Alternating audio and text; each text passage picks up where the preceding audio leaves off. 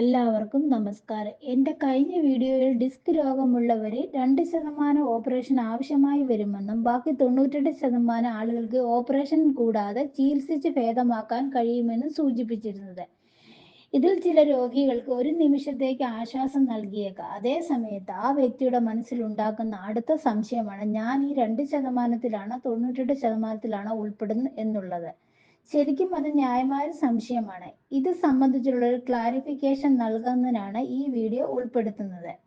ഒന്നാമതായി, MRI scanning റിപ്പോർട്ടിൽ സുഷുമ്നാ നാഡിയുടെ പ്രഷർ തീർച്ചയായിട്ടും ഉണ്ടായിരിക്കണം. പിന്നീട് പേഷ്യന്റിൽ നിന്ന് കിട്ടുന്ന വിവരങ്ങളുടെ അടിസ്ഥാനത്തിൽ ഒരു വിശകലനം ആവശ്യമാണ്. ഈ സന്ദർഭത്തിൽ 3 അടിയന്തര സാഹചര്യങ്ങൾ പ്രത്യേകിച്ച് എടുത്തു പറയേണ്ടതുണ്ട്.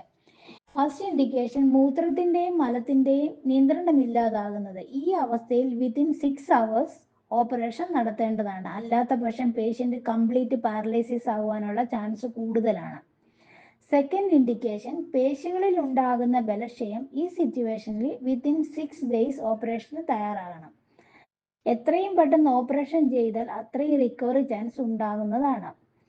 തേർഡ് ഇൻഡിക്കേഷൻ, 2 കാലുകളിൽ ഉണ്ടാകുന്ന അസഹനീയമായ വേദന. സയാനിക്ക എന്ന വേദന സംഹാരിയുടെ രോഗിയുടെ ശരീരം പ്രതികരിക്കാത്ത അവസ്ഥ.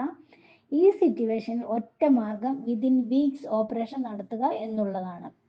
രോഗിക്ക് ഇതുപോലുള്ള സാഹചര്യങ്ങളിൽ ഒറ്റയ്ക്ക് ശരിയായൊരു തീരുമാനമെടുക്കാൻ പ്രയാസമാണ്. ആ സാഹചര്യത്തിൽ നമ്മൾ ഫാമിലിയായിട്ടോ ഫ്രണ്ട്സുമായിട്ടോ ഒക്കെ ചർച്ച നടത്തുകയും, പക്ഷെ എത്ര ചർച്ച നടത്തിയാലും ശരിയായ തീരുമാനത്തിൽ എത്തിപ്പെടാൻ സാധിക്കില്ല. കാരണം നമ്മുടെ രോഗാവസ്ഥ മറ്റുള്ളവരെക്കാൾ നമുക്കേ മനസ്സിലാക്കാൻ സാധിക്കുകയുള്ളൂ. ശരിയായ രീതി രോഗനിർണയം സാധ്യമാകാത്ത പക്ഷം ഒരു ഓപ്പറേഷൻ ചെയ്യുന്നത് ചിലപ്പോൾ രോഗിയെ വലിയ ദുരന്തത്തിൽ ചെന്നെത്തിക്കും. അഥവാ ശരിയായ രീതിയിൽ രോഗനിർണയം നടത്തിയിട്ട് ഓപ്പറേഷൻ ചെയ്യാൻ കാലതാമസം നേരിട്ടാൽ ജീവിതകാലം മുഴുവൻ ദുഃഖിക്കാൻ ഇടയാക്കുന്നു.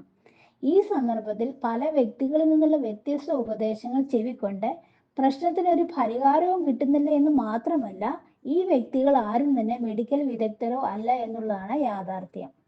ഓപ്പറേഷൻ ആവശ്യമാണെന്ന് നിങ്ങൾക്ക് ബോധ്യപ്പെട്ടു കഴിഞ്ഞാൽ അടുത്ത പ്രശ്നം എല്ലാ ഫെസിലിറ്റിയോടും കൂടിയ ഹോസ്പിറ്റലും ഒരു വിദഗ്ധനായ ഡോക്ടറെയും കണ്ടെത്തി കാലതാമസമില്ലാതെ ഓപ്പറേഷനുമായി മുന്നോട്ട് പോകുക. പ്രത്യേകിച്ച് നട്ടലിന്റെ ഓപ്പറേഷൻ അധികം കാലതാമസം ഉണ്ടാക്കുന്നത് ഭാവിയിൽ വലിയൊരു ദുരന്തത്തിന് കാരണമാകുകയും ചെയ്യുന്നു.